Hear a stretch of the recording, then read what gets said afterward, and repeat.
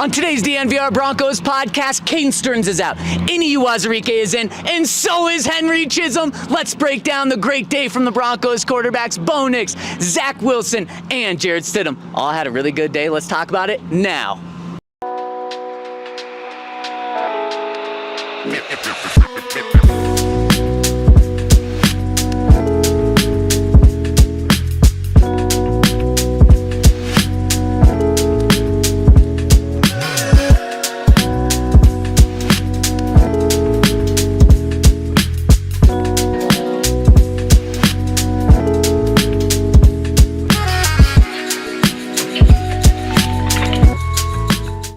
Oh, baby, there's a lot that's back. The Broncos are back after a day off. Henry Chisholm is back on the show. Yahir is back after taking a 2-week vacation.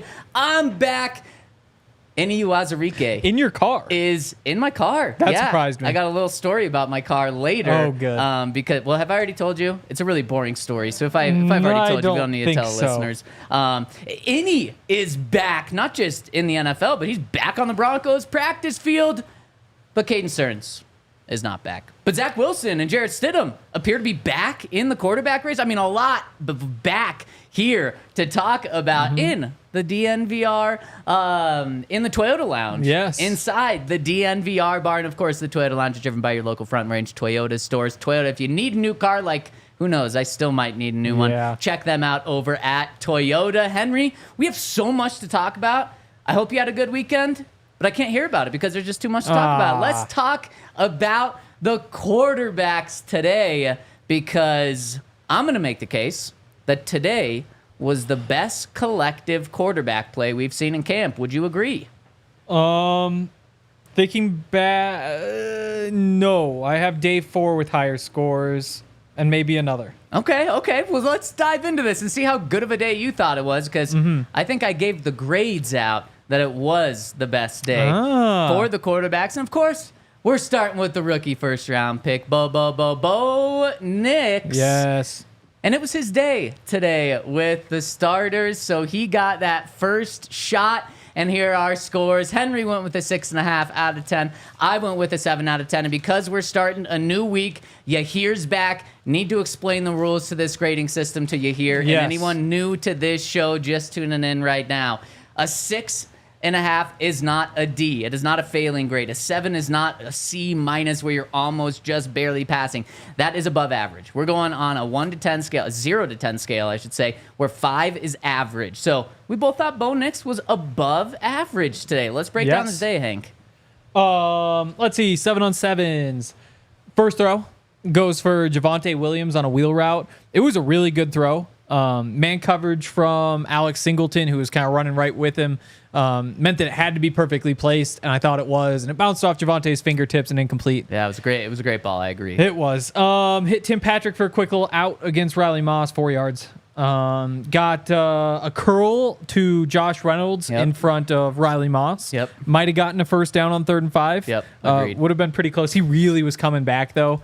I would guess probably didn't get the first down because of momentum. I think the tie's probably going to Riley there, but got the completion. Rolled out on a 3rd and 10. Went for a little Jordan Humphrey on a cross. Threw it incomplete. Riley Moss again. Yep. Exactly. So an okay 7 on 7. Not the best, but then I think he really turned it on in team period, and he started it off with a completion to Greg Dulcich. Greg Dulcich was wide open, the ball thrown behind him. Greg was still able to make the catch. Don't love the throw, love the decision, but not the throw. Then we see a run by Jaleel up the middle. Then he has a perfect pocket, and I mean, this was a perfect pocket. And I guess it was a perfect enough pocket where he just decided to run straight through it. The C's parted. Yep, the C's parted. I mean, Henry, he probably could have sat there for 15 seconds to make a decision to throw the ball, but instead, he made a quick decision to run. And what I liked about that is I like that he made a quick decision to run. Because if he was going to hang in the pocket, then you should probably throw the ball. If you're going to run, you run right away before any defenders realize, oh, shit, there's 10 yards for this quarterback to run past the line of scrimmage. So I like that he ran the ball, but a bravo job to the offensive line for just really giving Bo all the options he could have possibly wanted on that play. Yep, and it's first down too. Yep. And so you run for 8 yards on a 1st and 10. That's a good play. Yep. You slide though. Don't get blown up, please. Exactly. Yep. So good play. Yep. 100%. And then the final play of that period, we had Bo. Let's see. Lost my notes. It was a run from Samaje up the middle. Yep, and it would have been a tackle for a loss or like right at the line of scrimmage, I believe. And then this was a shorter practice because the Broncos are coming off from a day off, so there was only one more team period. But I thought this is where Bo really stood out. This one was a screen to Samaje or to Javonte. Mm-hmm. It was dropped. The play was set up, I thought, pretty well. Bo might have got smoked when he threw the ball, but I think he would have got it off, and Javonte wasn't able to hold on. Yeah, it was behind him, though. So you want to lead him out, but Javonte kind of had to spin back. Okay. And so, but again, like... I didn't notice that. It did hit him in both hands, though. Yeah, he was able to turn backwards and get both hands on it. So I think even if he'd held on, somebody... Okay, that's fair. Yeah, but people got through quickly. I kind of want to go back and watch, but somehow everybody got to him almost immediately. So it was like a super rushed throw. Wasn't clean. No, it wasn't, but I thought these final 3 plays were really good from Bo Nix. He hit Courtland Sutton in the middle of the field for about a 10-yard gain. Then he turns around and has a strike to Lil Jordan Humphrey on the right side. There was pressure in his face, like right off the gun, so he immediately bailed the pocket. Thomas Nku, and every single day he's doing something. He bailed out of the pocket, out of the backside, keeping his eyes downfield, and on the run threw an absolute dart to Lil Jordan Humphrey for about 10 yards, and then the throw... On a 3rd and 5. On a 3rd and 5, exactly. Yep. So got the first down. And then what was the down and distance on this last one? 3rd and 10. 3rd and 10. Yep. And Bo Nix delivers. He hit Sutton. This was Bo Nix's best throw of the day. He hit Courtland Sutton in the middle of the field on like a deep in route, I think, for like 20, 25 yards. And this was an absolute rope by Bo Nix. He threw it with so much heat, got it right to Courtland Sutton, and would have easily been a first down plus a lot more. Yeah. It was also, I think this was the one where the defenders were kind of back behind further downfield from Sutton, and he kind of led him upfield just a little bit into a little bit more traffic. I think that was that one. We'll have to go through the quarterbacks. I think he would have.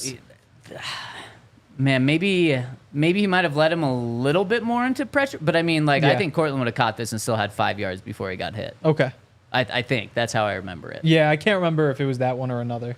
But I can see now how it was a good throw, good play. I gave Bo a 7. You gave him a 6.25. We just saw a couple of plays. 6.5. Yes. Just we saw a couple of plays a little differently. But overall, he didn't have the big plays like the other quarterbacks did, but he did have some plays where he's pushing the ball downfield, and I love that it ended with a 25-yard completion. Yep, definitely more pushing downfield. That's why I kind of wondered, a lot of 3rd downs in the 7-on-7, but that first team period, all the quarterbacks were pushing the ball downfield more. I almost wonder if they were told, like, this is like short clock, 2nd and 7 or 2nd and 4, whatever it might be, and not necessarily just like, here's what we're doing here. Maybe it's just the plays that were called focus more downfield. But it was good to see, because I think, didn't Sean say last week that he wanted to see more downfield stuff? I can't remember, but I thought that came up. And we definitely saw it today. Yes, we certainly did, and we really saw it with the other 2 quarterbacks. Do you have any more notes on Bo before we move on to Zach Wilson? His best day of camp, Henry? I didn't think so. You didn't think so? No. Did you think it was a good day? Let's get to our grades. Whoa. Yeah, that's 5.5 grade from Zach Wilson. I went with a 7 for Zach, so I tied him with Bo Nix for a really impressive day. I thought, let's go through this. I actually did have this tied for his best day. Now that I look back, tied for his best day, but not the bestest of days if it was just slightly above average. Let's go through Zach Wilson's day. Yeah, so it starts with a pretty rough throw. Yeah. So the thing is, Jarrett Stidham's first throw, we'll hit that for, it's like a quick little curl to Michael Bandy in 7-on-7, just 4 yards. Zach Wilson's next up. He tries the exact same throw, and Lavelle Bailey's right there and knocks it away. And it's like this. In my mind, it almost looked like he was trying to do a little Jarrett Stidham, nice and safe type impression, and it really didn't go well. From there, though, things got better. Adam Troutman on a drag in front of Cody Barton. Man coverage got at least 3 yards, and it looked like he had an angle to take off and run from there. Then on the 3rd and 3, He went for the deep ball, put it up over Troy Franklin's shoulders, got a step on Damari Mathis, and this time Troy actually caught it, which was exciting. So 50-yard touchdown there, you'll love to see. Yeah, I mean, and this one, we're going to talk about another 50-yard touchdown. Yeah. This one was a beautifully thrown ball. Yep. I mean, it hit Troy in stride. We've seen even Bo Nix can't get in touch with Troy on deep balls so far in camp. Zach was able to 50-yard touchdown.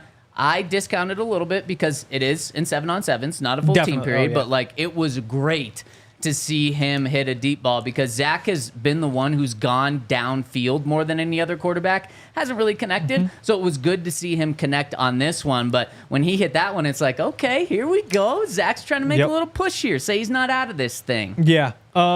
Next throw, the 3rd and 12, he hits Jalen Virgil. It was a dig with Art Green in coverage, picked up at least 15 yards there. Exactly what I had. So there's another third down conversion. So you are right. His first pass was bad, but then I thought he finished incredibly strong to that 7-on-7. And then we hit the team period.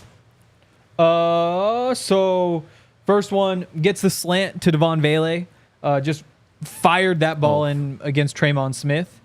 Next play. Really quick, that one despite Zach having a 50-yard touchdown pass, that slant to Vele might have been like his best pass. Really? No, not really second best pass, but I mean, it was an absolute dart. Led Vele perfectly. And Vele could have been off. Like there was coverage there, but and this was kind of like he hit him on the deeper side of a slant. So I think that's going for like 10 or 15 yards. Yes.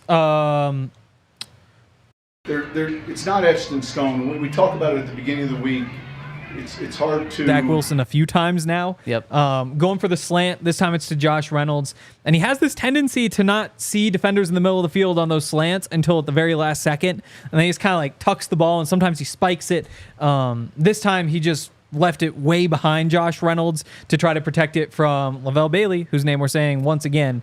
This time Tremon Smith's in coverage, and he was able to just get that one. I mean, this one was such an easy pass breakup by Tremon Smith because essentially Zach Wilson made Josh Reynolds turn around, and then so Josh Reynolds is trying to make an extended catch, and Tremon Smith's just like trailing him, so he's just right there and easily smacks it down. So just late seeing that whole defender on the slant over and over and over again. Yep. I think that's maybe why I docked that one a little bit more, is because it keeps happening. That's fair. And then his last throw, 2nd and 4, he goes for Devon Vele on the sideline. He puts it up too high.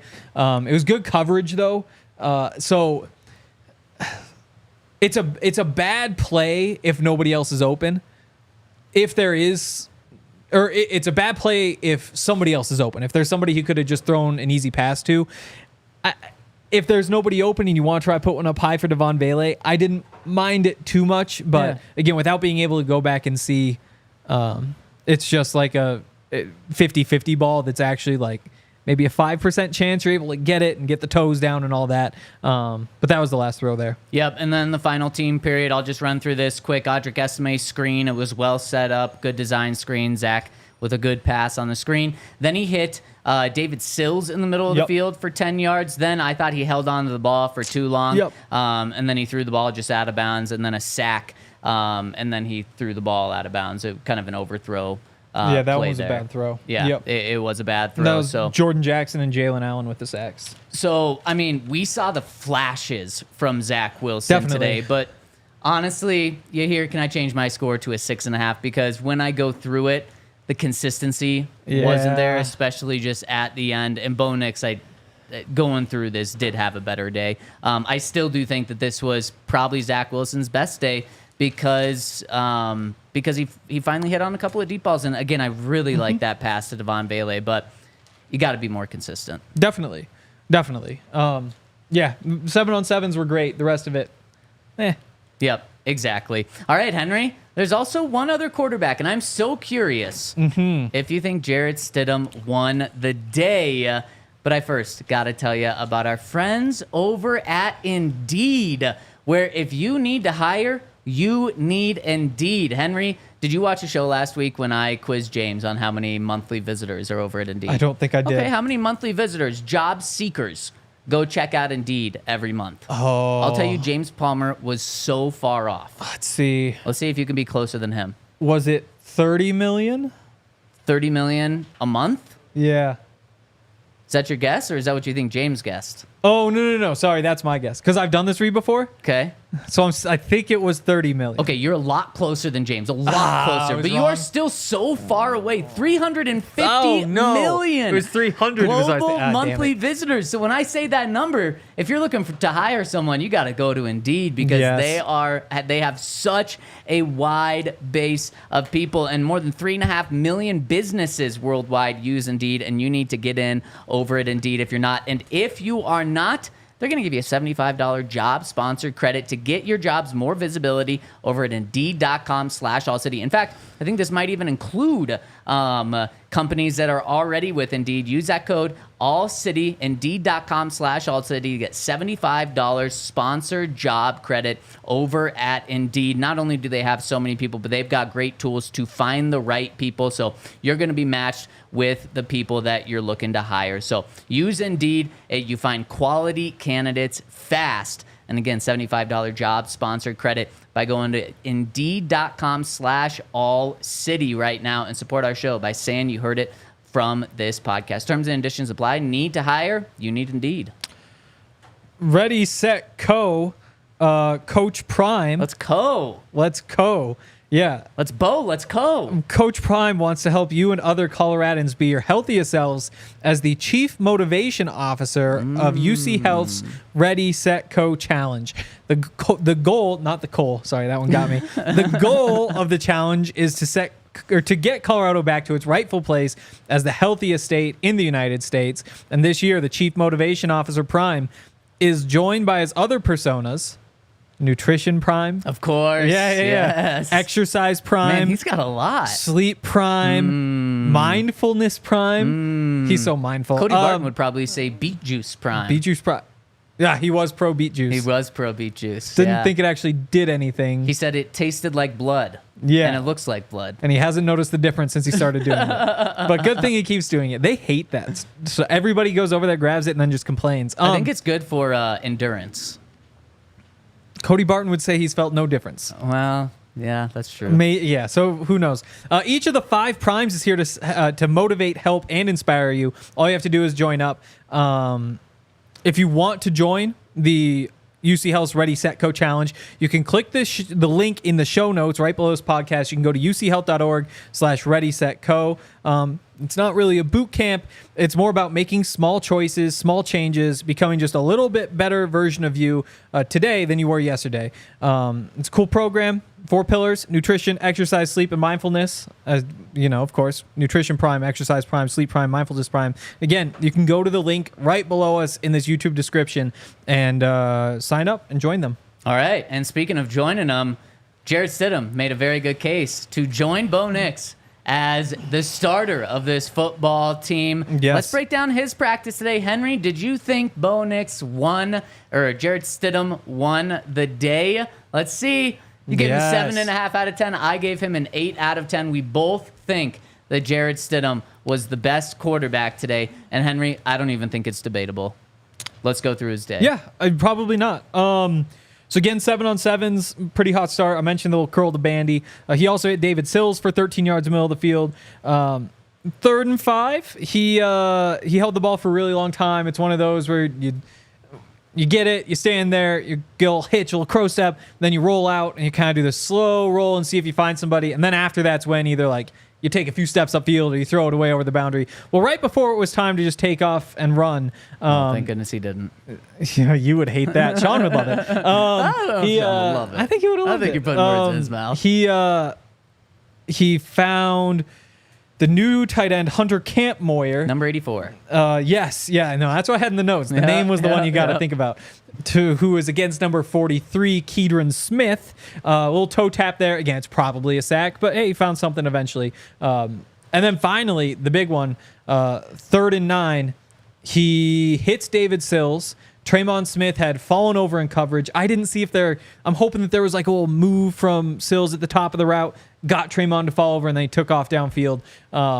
And it wasn't just a straight slip, but it's a 50, threw it from the 50, got the ball to him, the 10 or 15-yard line. I didn't think it was going to wind up being a touchdown. I thought somebody was back there. Oh, I thought it was an easy touchdown. Was it? Yeah. Okay. Yeah. I'm struggling to remember. He was strolling in. And I said Zach Wilson had a perfect ball on the 50-yard touchdown. Jarrett Stidham saw how much, I have to imagine, how much room David Sills had and just said, I'm not going to overthrow this one, so I'm going to underthrow it a little bit. And that's actually how you're taught. So it wasn't a perfect ball, but it was a good enough ball. And I think David Sills would have caught this and like walked backward into the end zone. Yeah. And it's one of those where, like, credit to him for making the throw, but I would be a lot more concerned if he missed that throw than excited that he hit that guy. Like, again, like, you give him credit for doing it. 50-yard touchdown. It wasn't 7-on-7, so Riley Dixon would have hit him too. Just like, I don't know about that. Riley Dixon, he wasn't throwing 50-yard passes.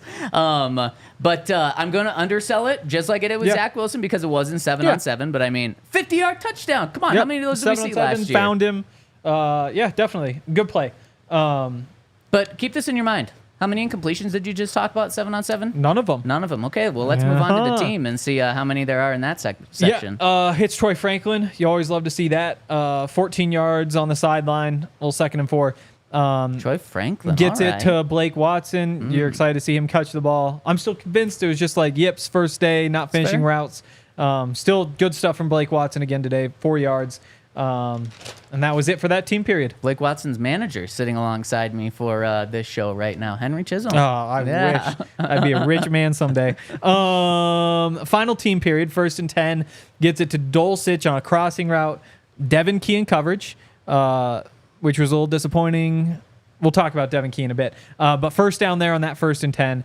Then he gets it to Michael Bandy in front of Keedron Smith again, 6 yards. And I thought he had room to run afterward. Again, it's Michael Bandy. He's not going too far probably, but whoa, come on. Hey, that's probably, rude. I think he probably gets 15 yards. He's a shifty guy. Definitely. I couldn't run him down. Maybe Keedron Smith, though. And then gets it to Estime in the flat late on 3rd and 3. Good protection, all that sort of stuff. And Estime had a lot of room to run. Like, it might have been 20 yards. Certainly converted the 3rd and 3. Then the final play, 3rd and 10, Sean calls a draw. And so we don't get to actually see him try the 3rd and 10 like the other guys did. So the ball never hit the ground when Jarrett Stidham was the quarterback. Jarrett Stidham went deep, had a 50-yard touchdown. Wasn't 7-on-7s, but had a 50-yard touchdown. Didn't have a ball hit the ground in practice. I mean, I liked what I saw from Bo Nix, and I did like what I saw from Zach Wilson, but that's going to be hard to beat, and the other two quarterbacks didn't beat it. So what I loved about Stidham was that he went further down the field a little bit, and he also had a couple of other passes that went down the field. That one to Dulcich I had for like 20 yards or something. So really liked that. And Jarrett Stidham, this is what he has to do in order to actually win the starting quarterback job. Is he can't just be steady Stidham. He can't just be 8 for 10 where every pass is going for 5 yards. If he wants to beat out Bo Nix because Bo Nix is playing well, he has to be a 20 yards downfield, 25 yards downfield, hit a 50-yard pass, and then also be extremely efficient while doing all of that because Bo is taking off. So, Henry, I still think, and let's get to our podium today just to see how things exactly finished before we get into a bigger conversation. Jarrett Stidham won the day. Bo Nix, number 2. Zach Wilson, number 3. That's how we had it individually, and that's how we had it collectively as well. So let's get to our medal count. And right now, Stidham with that slight lead on Bo Nix. 26 points for Stidham, 25 for Bo, and 14 for Zach Wilson. And a reminder how we do this. Gold is worth 3 points. Silver is worth 2. Bronze is worth 1 in honor of the Olympics. And Henry, individually, I have Bo having just a slight lead on Stidham. But even if it is this, where Stidham has a slight lead, in my opinion, it doesn't matter. This is Bo's job. Stidham has to really pull away here. And the way the week Bo Nix has had this past week, he's really caught up, if not surpassed him. So I still think Stidham has a lot of work to do to be that number 1. But I definitely think Zach Wilson has probably too much work to be done here. We will find out who is starting the first preseason game around this Wednesday or Thursday.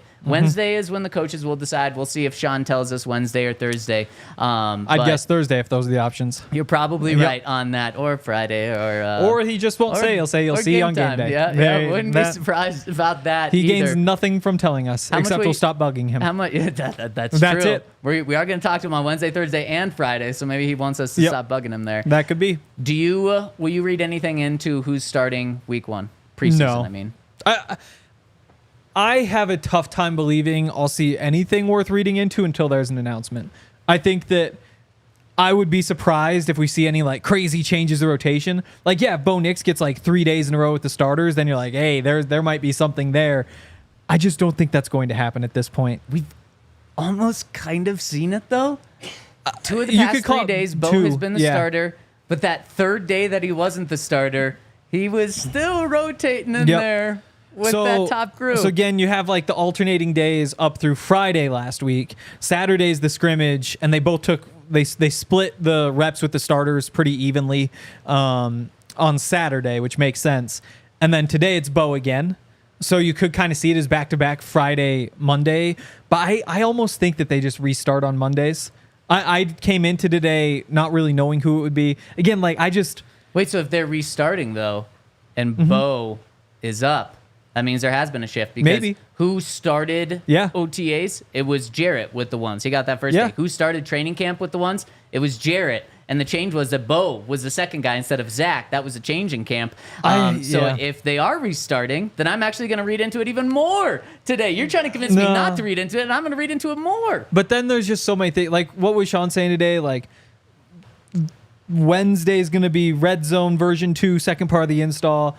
Thursday is going to be like third down part 2. Like, there's so many of those things where it's like, well, maybe this time they do the red zone. Last time it was Bo with the starters. This time they want Stidham with the starters. Like, same thing with the third down. That's why it's like there's just so many of those little background things that until we actually see like it's Bo, I'm not going to be shocked. And I think we're going to get an announcement before we see that. I understand. Well, I understand what you're saying, but I think we're already seeing that, and so I am reading into it. So we have 2 different perspectives on that. I don't think so. And that's okay. Yep. And if Bo starts this first preseason game, I am reading into it because, like I mentioned, Stidham started with the first group at the beginning of OTAs. Stidham started in training camp. So there's been a clear trajectory for Stidham being that starter to start things off, maybe because he's a veteran, maybe because Sean thought he had the lead. If that changes, that tells me there's been a change with Sean Payton. If Jarrett's still the first guy, I'm going to say, well, he's just continuing with the trend that he's going with. So we'll find out Wednesday or Thursday, and certainly we'll come straight from Sean Payton's press conference to the DNVR bar to break that down. You mentioned really quick, Henry, before we move on, you mentioned the red zone, how they're going to do red zone. Yeah. How does Sean Payton think the Broncos' offense was in short red zone last year? We have heard over and over and over again that he was not happy with it, and he said it again today. He actually cut off the reporter asking the question and said, it was awful. Yep. Saying it was. It was awful. Terrible. And he said, we got to do a better job as coaches. We've got to do a better job, and we will. But Sean, not afraid to throw last year's group just entirely under the bus. This time he took it on the coaches. But just interesting. I think we're going to continue to hear shots at last year's team as from Sean as we move along. They were bad. Yeah, they were bad. They were bad. And speaking of moving on, the Broncos moved on from Caden Sterns. What in the world? We're going to hear from Sean Payton. We're going to get into exactly why that happened after I give a shout out to our friends over at Red Hawk Roofing. And over at Red Hawk Roofing, if you want the best, Red Hawk Roofing is the place to go. Henry, yesterday, as I'm mowing the lawn, some storms were coming in. It started raining a little bit. Thought hail was going to start coming down. But no hail came down. But if hail does come down on your roof, you're going to want to give a call to our friends over at Red Hawk Roofing over at 720-771-8921. Make sure to tell them the DNVR sent you, or go to redhawkroofing.com, where they've got free no-obligation roof and property inspections, free in-depth photo reports for all inspections. Hail season is here, so you don't want to wait before storms hit. But if you do wait and hail does hurt your roof, they're going to give you a free upgrade to hail impact resistant shingles, which you're going to want being here in Colorado. You can't always see how bad the damage to your roof is from the ground, so if you have any questions about your roof, our friends over at Red Hawk Roofing are there for you over at redhawkroofing.com, or it's 720-771-8921, and make sure to tell them that DNVR sent you. And check out Bet365. I haven't been able to watch a lot of the Olympics just because it's the middle of the night and up until like 2 p.m, and we're obviously doing this. I did get to watch yesterday though, and Bet365 makes it so much more fun. What I found is that you don't want to be betting on the favorites. And again, I've had like 2 Sundays to actually like watch what's happening and make bets. I haven't really seen anything else, but it does seem like you always want to be betting the underdogs on all these things. I'm not sure what that is. Like maybe everybody else is betting the favorites, and that's why the numbers go the way they are. But that's been my experience. Also, I'm seeing that Bet365 has a boost on Nick Castellanos to hit a home run today. So he's the one who always like hits a home run when there's like big news that happens. Yes. And so I don't think there's been any news that's happened. Is he the one where commentator's giving a speech? That's a deep drive. Exactly. Yeah, it's him. It's market's crashing, so that might be people something. have said that. I haven't opened E-Trade today. Oh no, the markets are crashing, and Nick hits a. Yeah, exactly. So maybe that's good enough. But yeah, if there's any other news, you definitely want to be jumping on this. They've got other boosts. I think there's like the Dodgers-Phillies game today. They're both really good. There's like a 50% SGP boost there. My trick for those, since I don't want to like build all these crazy things, I just want my bet to hit. I just take the underdog. So for that one, the Phillies are like plus 110. And then I just take 2 players to not hit a triple.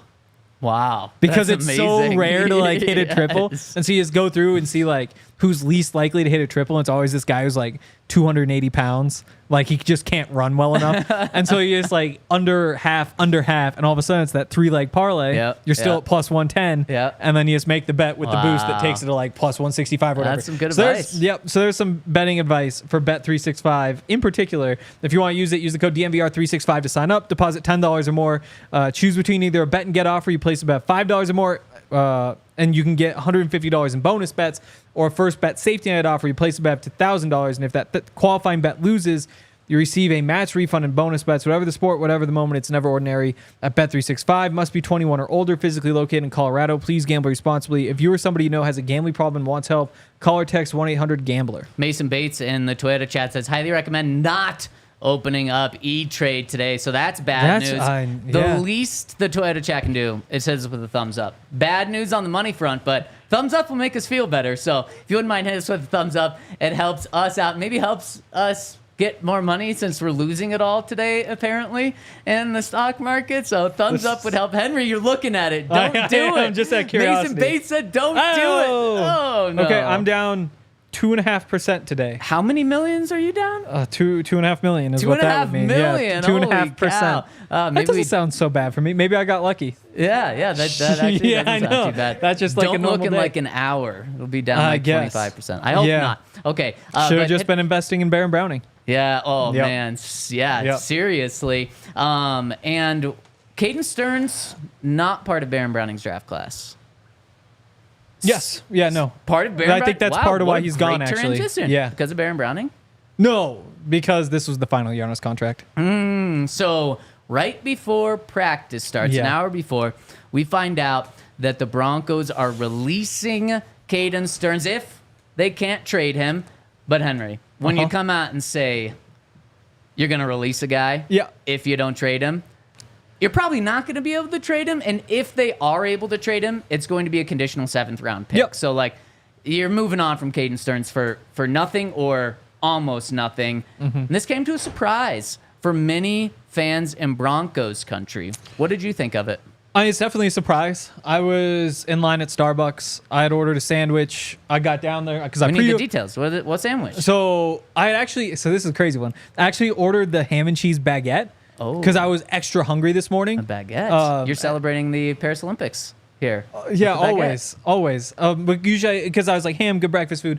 So I actually came downstairs to where the Starbucks is, and she was like, we're out of that sandwich. Not sure why it let you buy it. Which one do you want? So as I was waiting for the breakfast sandwich, the bacon Gouda sandwich, to become ready, I looked at my phone, and that's when I found out the Caden Sterns news. I was obviously really surprised. How could you not be? And the more you I thought about it, the more I was like, okay, I guess it makes sense for a few different reasons. I mentioned last year of his contract. So if you're picking who to get rid of, maybe the guy, do you want 3 years of jail Skinner? Do you want 1 year Caden Sterns? There's some of that stuff. But then on top of that, Devin Key. We mentioned him last week. I wrote about him yesterday and said, to me, it's 50-50 between him and JL Skinner for that last roster spot. Just because I think they're probably keeping like 7 corners. Maybe it's only 6, but I think it's probably 7 corners unless you do something crazy like trade Damari Mathis. And so you can't go heavy on safety. So you have the depth at safety. You have like the depth in the secondary in general. You have the fact that he's coming off those injuries. I haven't noticed him making any plays. I hadn't noticed him looking particularly slow either.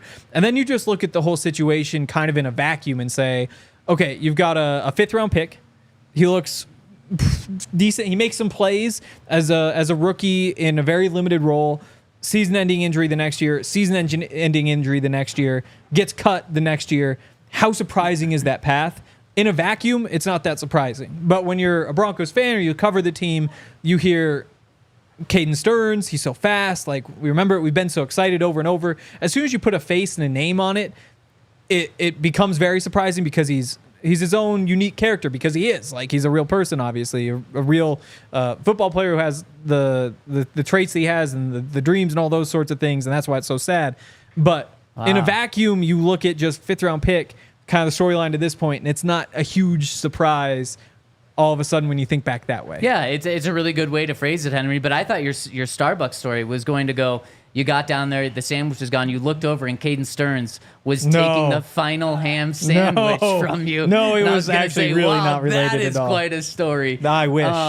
Yeah, I mean, this is something Sean Payton has pointed to. We love the young safety depth. In fact, the Broncos had Kareem Jackson and Justin Simmons ready to start the season last year. And last week, Sean Payton said he likes this safety room more right now than he did at that point last year. Justin Simmons is an all-pro, maybe a future Hall of Famer. Yeah. Kareem Jackson, a 15-year veteran in the NFL. And he likes this very young, very unknown safety group more. And you would have thought, okay, there's a lot of young talent there. Brandon Jones, P.J. Locke, probably your starters. Caden Sterns, maybe your top backup. J.L. Skinner, and then other depth there as well. But you would have thought Caden Sterns was in that mix. But Henry, I'm speculating here. Here's what I think happened. There's been 2 different timelines that we've been given. Caden Sterns publicly has made it clear through his social media that he was pretty ready to go at the start of training camp. Broncos put him on the PUP to start training camp. Sean Payton then said later that week he has a long road back or something along those lines. I thought that was DT. No, that was that was Caden. That was Caden, wasn't it? It was Caden. And he was back. And then it was like, well, wait, 2 days ago, Caden posted on social media how he's like right on the doorstep of being back. He did come back. He did pass his physical, was on the field a little bit. And then Sean kept saying, we really have to play it slow with Caden. And I wouldn't be surprised if the two sides were like, if Caden's like, I'm ready to go. Let's get me more. And they were like, we got to slow play it with you. And they kind of came to an agreement of like, it was probably led by the Broncos saying exactly what you were saying. But then Caden also being like, look, if you're going to move on from me at the end of this season, if you're really not going to let me play in preseason, it's going to be so much of a slow roll that I'm not even going to be able to earn a spot on this team. Can you just let me go now? Wouldn't be surprised if that's kind of what happened, if that was thrown into it as well. And we heard from Sean talk about it today. Let's actually hear what Sean had to say about the surprising move of moving on from the safety.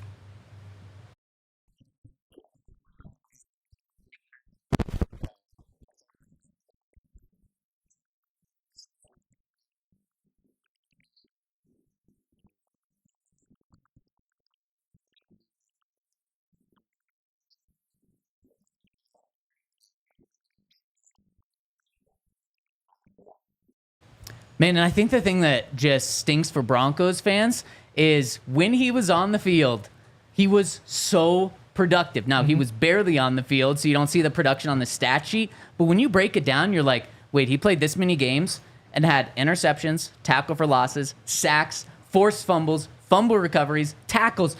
He did it all as a safety. And you kind of look at Brandon Jones, and he's a guy that might be doing it all when it comes to that safety spot. You could look at you could look, sorry, not at JL. You could look at Caden and be like, man, he's just a great backup for him. But the guy that was really on top of my head was JL Skinner. I think this says more about JL than anyone else on the team right now. I think JL Skinner is ready to take a big jump. Now, we might not see it on the field, on the stat sheet this year, because he's not technically a starter. And if those guys ahead of him, PJ Locke and Brandon Jones, stay healthy, he's probably not going to see that much time on the field.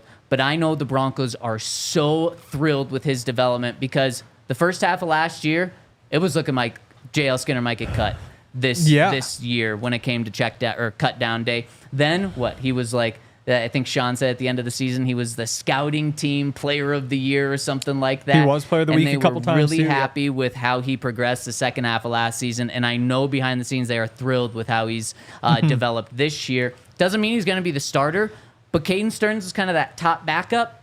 I think they were comfortable with JL Skinner saying he's the top backup. I think it's Devin Key. And I think the big thing is, so you look at it, you've got Brandon Jones, PJ Locke, Caden Sterns, JL Skinner. You're not keeping less than 4 safeties. Right. There's room for all of them. Devin Key's the one who throws a wrench in everything. He's on the practice squad last year, and all of a sudden you've got 5 guys, and 1 needs to go. And also, so we'll get to Enyi Uwazurike. The reason the Stearns thing happens today is because you need the roster spot for him. So that's why today was the day, in case anybody was thinking about that. I mean, they could have cut anyone, though. I mean, there's probably 10 guys where the front office knows, like, not making the team. But again, it's a 69-man roster now with that practice squad. Yeah. So how many guys are you sure aren't making the practice squad? You go through, and all of a sudden there's only maybe 5 or 6 or 7, and you need enough guys, especially in the preseason, to play 1s, 2s, and 3s, and so you kind of have to keep at least this many, offensive tackles or whatever the position may be, offensive tackles. And so with Key, though, I think that's why, because I think they, first of all, see him. He's been really good on special teams, and I think it's going to be tough to keep him off the field. And I also think I'm as excited about JL Skinner as anybody. I spent a lot of time with him last year. He took a lot of mental reps. There's a lot of comes out of meetings, and it was a lot of fun. I remember talking to him before one of the Chargers games in particular and being like, yeah, so what do you do when they've got, Keenan Allen and Mike Williams or Quentin Johnson, whatever. It's like, well, they run these routes and these routes, and then when they're in here, they do these sorts of things. And so he was so locked in and knows everything. I think he's taking a lot of steps. I think that in watching him in practice, there are still just some holes in his game. One-on-one with tight ends, that's one of those things where you think that his size will show up. I haven't seen that go as well for him as I would have hoped. And I don't think that he's behind schedule or anything. He's always been a project. Again, what I think is Devin Key looks so good that you need him on the roster. JL Skinner is exciting enough and is coming along, has taken the next steps. You're not cutting him either, and all of a sudden there's this numbers game where you say, well, obviously you're keeping Brandon Jones and PJ Locke. You look at these cornerbacks, unless you're cutting Chris Abrams-Drain, you're keeping at least 6. And the numbers just, you had to move on from somebody, and that person happened to be Caden. And I think that, again, do they think he's himself after these injuries, the hip injury in particular, or do they think that maybe he's lost a step? Again, I was excited about Caden. I think everybody was. Just the way that he was brought up. You see all the athleticism. He's a deep middle of the field safety in college. You bring him in and teach him how to play in the box a little bit. That first year he's here, he seems like he's well-rounded and a good fit for the defense because of that. But again, if you're just not seeing him as somebody who's going to be a starter, he's only got 1 year left on the contract. Moving on now so that you can hold on to these 2 other guys, obviously, is the way they decided to go. So you think Devin is the key to maybe replacing him? I think it's JL, but Henry. I think JL's the free safety. I think Key's probably a strong safety. Fair. For but what it's worth. Some people think the key might be bringing Justin Simmons back. That'd be fun. Let's talk about that after I tell you about something mighty delicious, and that is our friends over at Factor Meal Kits. They are back, meaning we've got 20% off. Actually, we've got 50% off your first box plus 20% off your next month. They're throwing an additional 20% in there for our listeners. If you use the code DNVR Broncos 50, all lowercase DNVR Broncos 50 over at factormeals.com/DNVR Broncos 50, that's going to get you that 50% off your first box plus 20% off your next month. And we love Factor Meal Kits. It's such a healthy, easy, convenient meal, whether you want breakfast, lunch, or dinner, whether you want to bring it into the office for lunch, whether you want to come home and have dinner. They've got juices, smoothies, little shots of like green juice and ginger. Wow. Beet shots, I would imagine, as well. Good for endurance running. Maybe Cody Barton doesn't run enough in practice. Maybe Vance just needs to make him run more, and then he'll really appreciate those beet juices. But whatever it is, you can get it over at Factor Meal Kits. I truly do love Factor Meal Kits. Really easy, whether you're on your own, whether you have a partner, whether you have a family. Factor Meal Kits can cater to all of that. Plus, they cater to if you're managing your calories, maximizing protein, avoiding meat, or simply eating well balanced. Go to factormeals.com/DNVR Broncos 50 for 50% off your first box plus 20% off your next month. And it's almost tailgate season. We have a tailgate at every Broncos game. It's so they have all those Broncos like lots right around the stadium, right up on that hill where the sports fan is, right off Federal is where ours is. So it's a really cool view for those of you who haven't been there. You're just like, you're basically in the parking lot, but it's like an elevated parking lot, so you can just see across the stadium and all the fans down there. It's a really cool spot, and it's also a really fun tailgate. We have all of our tailgates for the entire season on sale now, including the preseason tailgates, like the Packers tailgate, not this weekend, but the next weekend, which is only $10. So it's all you can eat illegal Pete's. It's all you can drink Breck brews. $10. You're paying for it with just one of those, and you're getting some money back. So you can have if you have one beer, it's $10 a beer. You have two beers, it's $5 a beer. 3 beers, it's $3 a beer. 4 beers, it's $2.50 a beer. 5 beers, it's $2 a beer. Wow. 6. Don't know. 6, it's $2 a beer plus a free beer. Wow. Kind of a buy 5 You're for right. 2. Yeah. 10 is $1. There, beer. see, there's some easy Be math. responsible, though. Yeah, well, I mean, if you want, do whatever you want. What? I preach responsibility. Yeah. So So here comes back and just tries to ruin the world on day one. I say go hard, man. It's $10. Wow. Take care of yourself, but go hard. I say the opposite. You don't have to go hard because it's such a good deal. Wow. Also, I haven't been paying attention to chat at all, but I need Hank to jump in here and police the chat. How are He's you getting pleasing banned. the I'm chat? back. Police the chat. not please Holy the chat. smokes. The chat's confusing some days. I mean, we've got Crumble Cookies. No idea if that's the company or not. But, I mean, we've got a lot of stuff going on in the chat recently. I know. We got somebody saying, did I come up with the headline? It's like first of all, no. Second of all, Wait, what's the headline? Zach Wilson, Jarrett Stidham make a case. It's too early to name Bo Nix Denver Broncos starting quarterback. Why would that be my headline? Yeah. I like Bo. I don't know why people. Never mind. We told you why that was the appropriate headline. We told you Zach Wilson and Jarrett Stidham had good days today. They were good. They were good. Goodness. Bo was we good got more too. to get to. Everybody's good. So tell us about. But come to the tailgate. Yes. It's only $10. TheDNVR.com/events. You can check out all the tailgates and all the other things because there's a golf tournament coming up too. A whole bunch of events on the way. Uh-oh. Yahir's back, and he's ready to block people in the here we Toyota go. chat. So be nice. Or if you're naughty, Santa's not giving you privileges to be in the Toyota chat. Wow. He's saying this because I'm chunky and no other reason. It's not. Nothing else. I'm saying it because resembles of me, your Santa. facial hair. You've got pretty much Santa's beard going on, Yahir. I definitely do not have Santa's beard going on. Okay, so are we talking about Crumble Cookies? Are you the real company or no? My guess is no with how feisty you are in the That's chat. the thing. There's no way somebody if you are who- the real company, No. that is a spicy account. No, that's like hot sauce company.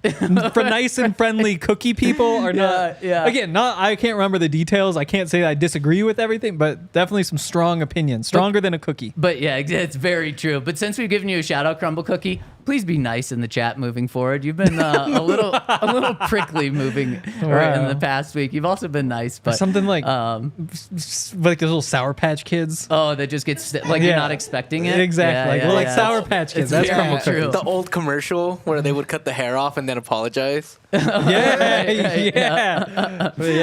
Also want to give a shout out to our OGs. We got Strez, we got Ivan, we got Tyler. A lot of people rocking and rolling with us today. Okay, so Henry, I think this is a quick conversation, but guess how many people are watching? How many? 666. Oh, wow, the Devil's with us. Appreciate all of you. I'm back in all chaos. Oh, there wow, we that's go. very true. Oh, 668 now. We're good. Okay. Whew. Okay. Well, we can talk about Justin Simmons now. Does this mean, because Brandon Jones is hurt, they just moved on from Caden Sterns, is this a sign that Justin Simmons is coming back and saving the day, Henry? So first of all, it's either you had to find room for Devin Key, or I should say, again, the way this all works now, it's not who are the best 53 players. It's how do we keep the best 69 players in the building. And so maybe you do think you can keep Key on the practice squad. 53. Yeah, and then how many receivers did he keep on the team last year? I don't remember. It was 4. He had 4 receivers. And so everyone's like, oh, you got to have at least 6. It's like, no, he had 4 last year. But that's what he's saying. He's saying that's what he said last year. It's about the 53. And maybe he's changed his mind, but last year he did say it's about keeping the best 69 now, not 53. We could ask him to get into the details there. But point is, if it's not to keep Devin Key around, or who knows, maybe it's you keep 3 and you do your numbers gymnastics. It could be Justin Simmons. And, I tweeted this, but like, would I be surprised if Justin Simmons came back? Yes. Would I be more surprised if you cut Caden Sterns? Also, yes. So if that was the plan, they've already done the kind of crazier part in my mind. I don't obviously think it's going to happen. I do think that it would be awesome if it did. I think that all of a sudden the defense starts to look honestly really good. You have enough at corner, you have enough at defensive line, you have enough at safety. The expectations for that defense for me would be to be one of the top 15 groups in the NFL, which again, right now, maybe not necessarily where you're at. Wait, let me stop you really quick. Yeah. Everything you're saying, why wouldn't the Broncos then go sign Justin Simmons if it makes them that much better? Well, because you have... Next year, I think you're 11th in cap space. Year after that, you're 4th. Year after that, you're 4th. I think it really opens up from there. So you have all this future money, and it's really easy to tap into that. But are you really tapping into that to go give Justin Simmons another $8-9 million bucks? I don't think that. I think that if the question is, would you rather use that $8 million bucks in 2026 or 2025 or 2024? The answer to me probably isn't 2024. I think that this is kind of your rebuilding year. This is the figure out what you've got year. And so investing that money in the future, when that might be the difference between making the playoffs or not making the playoffs, or, maybe a couple years feeling like a championship contender or not feeling like it. And that can just be stuff that gets you over the top. And this gets you over, your win total. Does it improve from 5.5 wins to 6 wins according to the sports books? That's what you're looking at. Maybe even that might be a little aggressive. And on top of that, do you want to see what PJ Locke is? Do you want to see what Jale Skinner is? Do you want to see what Devin Key is? Do you want to see what Brandon Jones is? There's a case to be made there too. Again, if I would really like it, if they do it, I'd be really excited. But you just cut the guy. I don't think he wants to. There's no way that you just fire a person and then all's cool. It just seems like you have that aspect. You have the state of the team aspect. I would be shocked.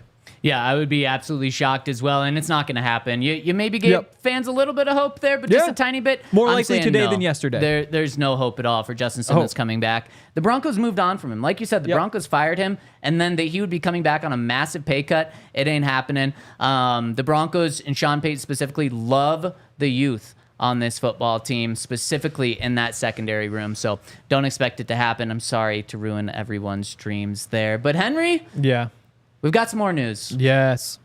Justin Simmons isn't coming back. But Enyi Uwazurike coming back, reinstated by the NFL today from his over a year-long suspension. And he was on the practice field like 10 minutes later. He was 5 minutes late to practice. Right when he heard the news, he rushed over to the Broncos, got on the practice field, was there, and Sean Payton is welcoming him back with seemingly open arms. And let's hear from Sean just about what's going on with Enyi and where things stand right now.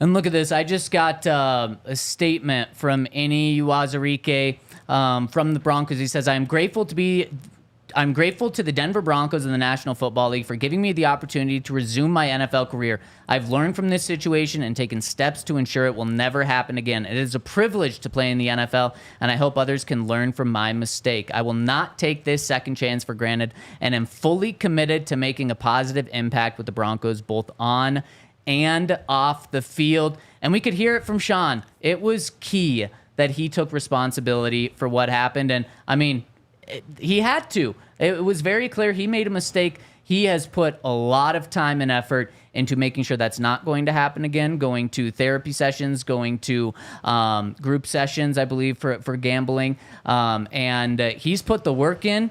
And I like that the Broncos are giving him a second chance. Now, I think he is still so far behind the 8 ball.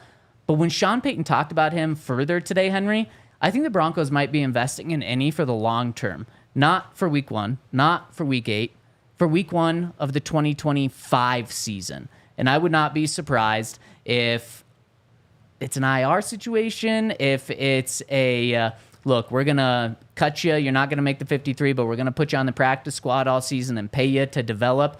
But the Broncos are really giving Enyi a second chance here, which is cool. Definitely. And you just want to see what he has. I think the rookie year was pretty disappointing. He really wasn't all that involved. He was drafted the same year as Matt Henningsen, and Matt Henningsen was the one, the 7th rounder, who found a way into the rotation, was making a couple plays, whereas Enyi for first half of the season, maybe even more, was an inactive. So he wasn't even dressing for games. And then late in the season, though, you look at the last couple of games, and he actually played really well. I thought made a couple plays. I was trying to pull up the game grades I wrote to see what I wrote about him, but I haven't had a chance. I'm going to go back through those at some point. But you saw some development. You saw the tools. Because, again, he's 350, 360 pounds, 6'6", and they're talking about using him as a defensive end. Like, pretty crazy set of size, quick feet, and all that sort of stuff. But you just want to see where he is in terms of conditioning, because again, it's a year away from football, and I get the idea of like the IR, but I think that Alex Palshevsky last year, they did something similar. He was technically made the roster. They immediately put him on injured reserve last year, and he didn't play the whole season. Well, Alex Palshevsky had a great camp last year, which is why they did all this for him. Hasn't looked as good this year, probably in part because they took him off the football field for a year because he's doing whatever else. So there are, like, if you're trying to get somebody back into getting ready to play, I've never really liked that approach. Again, like, Alex Palshevsky had a couple really good moments today and has improved and has a good shot to make the roster, I think. But it was last year where you're looking at him saying every single day he's locking down whoever you line him up against. So with Enyi, yeah, it's probably a long road. The talent is obvious. I think that when you look at this room as a whole, adding somebody young with upside is kind of the only piece that's really missing. Because you have Matt Henningsen kind of in that role, but for the most part, this is established guys who are what they are. Maybe you hope for a little bit more out of Zach Allen, but for the most part, you look through, it's all veterans. And so if you could add some like juice, some upside on top of a group that looks deep so far, that's awesome. Yeah, it is awesome. And I just maybe it's not IR, maybe maybe Enyi will appreciate the Broncos investment in him and agree to sign to the practice squad. I just have a tough time believing he makes a 53-man roster right now. Maybe he comes in and he flashes. Sean Payton said he's been in great shape, been working out this entire past year. I just think for this year, it's a really long hill for him to climb, especially a new defense for him. But this is an investment in the future for him. And like you said, I mean, 10-plus sacks his final season in college. That is so dangerous from an interior pass rusher. That's why I was so high on him coming out as a 4th-round pick. He's got the physical skills. And he started to play at the end of 2 years ago a little bit in that defense. Obviously, that was not Vance Joseph and Sean Payton here. But I like that the Broncos are giving him Definitely a second chance here. And it's going to be interesting how they deal with him moving forward. Also, there's a chance that he doesn't need to be loyal to the Broncos because no team wants him because he hasn't played football in a year. And if they cut Yeah. him, they can just easily move him to the practice squad. So that's going to be a very interesting story to follow, but a cool story about redemption. And I like that and it's clear from Sean Payton's opinion, it's clear that it's key that he has accepted responsibility from this, moved on from it in a way of putting a lot of work in to get better. Henry, I think we've done that. I think we put the work in to get better today. Yeah. The other thing with him going through waivers, I think that I have a tough time believing that he would pass all the way through, because all it takes is one team. I think there are a bunch of teams that would say, like, we're just not touching this guy after this. But you look at, like, the Raiders, for example, they don't care. Like, they legitimately don't care. Like, Jack Jones, when the Patriots cut him for all the things that he had done, like, I think the last one that got him cut was bringing a gun to the airport. Yeah. Like, yeah. so, but they were like, this guy's talented, and all of a sudden, he's one of the better young corners in the NFL. No, all it takes is one. Really quick, I didn't mean it in a way of his gambling would keep teams away from him. I just meant not playing football in a year would definitely keep teams away from claiming him. But Definitely. you're right. All it takes is one. All it takes is one. And so if he winds up with a good preseason game, all of a sudden teams are saying, look, there he is. I'm not sold that he's playing in the definitely. preseason. Definitely So not. We'll but see. I planning to get him through right now. In fact, it's maybe tough. they don't have him play in the preseason in It's order possible. to stash him for a year. But It's when I possible. heard Sean Payton talk about him, I heard long-term commitment Mm-hmm. here. Henry, we've covered a lot today. That's all the time that we have. We appreciate everyone who was rocking and rolling with us in the Toyota chat. Please hit us with a thumbs up on the way out. Please be civil in the chat as well. And please come back tomorrow where we're breaking down practice right around 1:30 or 2 p.m. If you want to know exactly when we're going live, turn on that subscribe button on YouTube. We appreciate everyone rocking and rolling with us every day. Have a great start to your week, and we'll see you tomorrow on the DNVR Broncos Podcast. We all silly like the mayor.